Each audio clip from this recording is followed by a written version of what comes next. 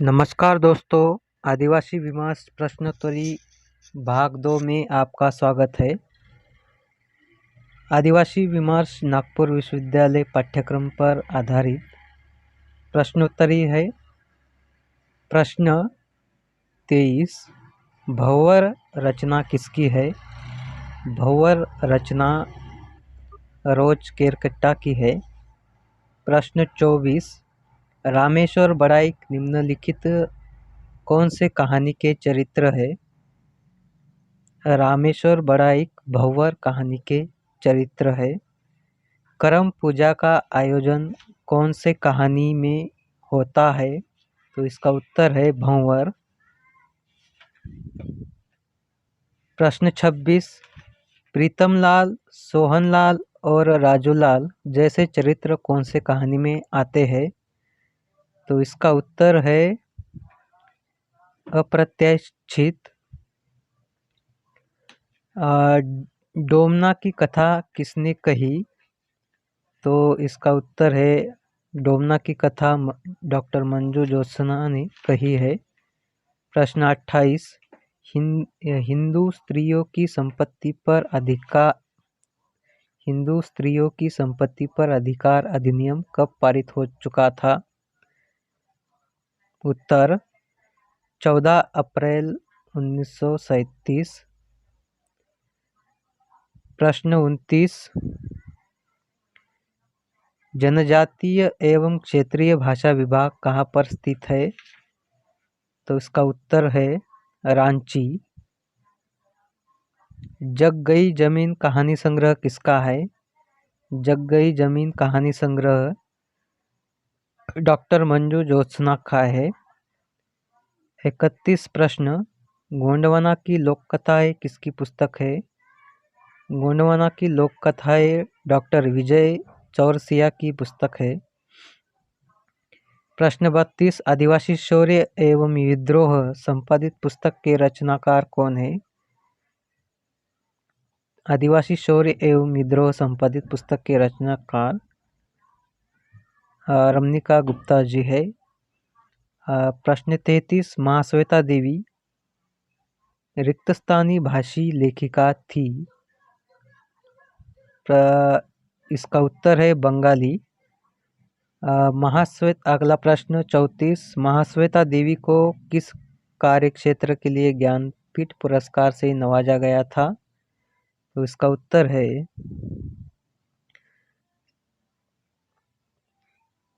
पर्याय 1 और 2 यानी कि साहित्य और समाज सेवा के लिए ज्ञानपीठ पुरस्कार महाश्वेता देवी को मिला था। प्रश्न 35, निर्मला पुतुल की मातृभाषा कौन सी है? इसका उत्तर है संताली। निर्मला पुतुल की कौन सी रचना को भारतीय ज्ञानपीठ पुरस्कार मिला? तो इसका उत्तर है नगाड़े की तरह बजते शब्द।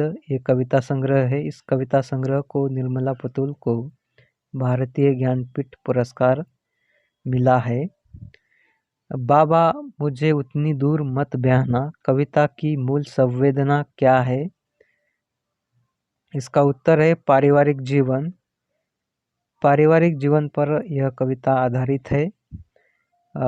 अगला प्रश्न है 38वां, हरिराम मीना की हा चांद मेरा है और सुबह के इंतजार में रचनाएं कौन सी विधा की है? तो इसका उत्तर है ये काव्य विधा की रचनाएं हैं। प्रश्न 39वां, आदिवासी विस्थापन के दर्द को कौन सी कहानी रेखांकित करती है? तो इसका उत्तर है पर्याय 1 और 3 यानी कि कैसे करोगे साबित और सभ्यता का विस्तार एक हादसा। ये दो कविताएं आदिवासी विस्थापन के दर्द को महसूस करती है। प्रश्न 40, बंधन चरित्र कौन सी कविता का है? तो इसका उत्तर है बंधन चरित्र वापसी कविता का है। प्रश्न 41, निम्नलिखित में से परिवर्तन कविता के पात्र कौन से हैं? उत्तर जत्रु और शिवजी, ये परिवर्तन कविता के प्रमुख पात्र है। प्रश्न 42, सभ्यता के नाम पर आखिर कर ही दिए जाओगे बेदखल, प्रस्तुत काव्य पंक्तियाँ किसकी है? तो इसका उत्तर है हरिराम मीना। कैसे करोगे साबित एवं सभ्यता का विस्तार एक हादसा, एक कविताएं कौन सी समस्याओं को चित्रित करती है? तो इसका उत्तर है उपरोक्त सभी, यानी कि विस्थापन, उत्पीड़न और पलायन की समस्या पर ये कविताएं आधारित है। प्रश्न 44, साइबर सिटी से नंगे आदिवासियों तक किसकी रचना है? तो इसका उत्तर है हरिराम मीना। प्रश्न 45, American institute of Indian studies एवं states education foundation in India सम्मान कौन से रचनाकार को मिला? उसका उत्तर है रामदयाल मुंडा। निम्नलिखित में से गलत विकल्प यहाँ पे चुनना है। तो इसमें से भंवर और महाश्वेता देवी ये गलत विकल्प है, बाकी सभी सही विकल्प है यहाँ पे। प्रश्न 47, निम्नलिखित में से कौन सी रचना कहानी विधा की नहीं है? तो इसका उत्तर है वापसी। वापसी यह कविता विधा की रचना है, कहानी विधा की नहीं है। निम्नलिखित में से कौन सी रचना काव्य विधा की नहीं है? तो इसका उत्तर है जंगल के दावेदार, यह उपन्यास है, यह कथा साहित्य के अंतर्गत आता है। कलम को तीर होने दो पुस्तक के संपादक कौन है? इसका उत्तर है रमनिका गुप्ता।